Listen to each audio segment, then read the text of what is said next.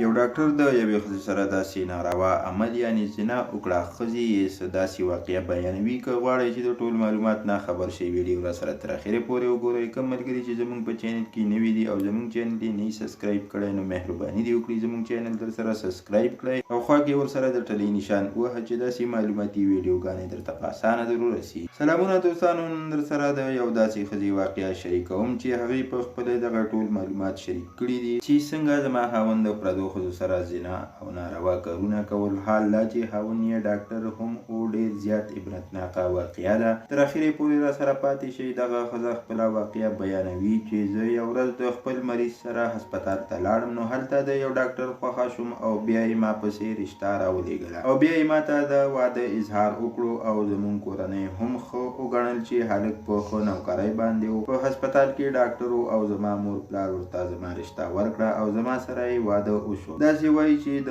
واده څه موده تېره شوې وه. یو ورځ زما خاوند په غرمه کې د ډیوټۍ نه راغلی او زه یې د ځان سره روانه کړم او ویلې چې زر تر زر باید نن ستا کور ته لاړ شو. ستا د مور کره ما ترې پوښتنه وکړه چې څه چل دی، خیر خو دی؟ هغه وویل خیر دی، هسې زه غواړم چې تا ته ستا د مور کور ته چکر درکړم او زه بیا بل چرته روان یم او هسې نه چې زه لاړ شم نو ته به په کور کې یوازې یې. نو زه غواړم چې ته د مور کره لاړه شي. کله چې زه د مور کره ورسېدم نو خاوند مې هم را سره و، خو خاوند مې هلته کېناستو او زر واپسي یې وکړه او د خپل کار طرف ته روان شو. څو ورځې پس معلومه شوه چې زما خاوند ته ټي بي لګېدلې ده.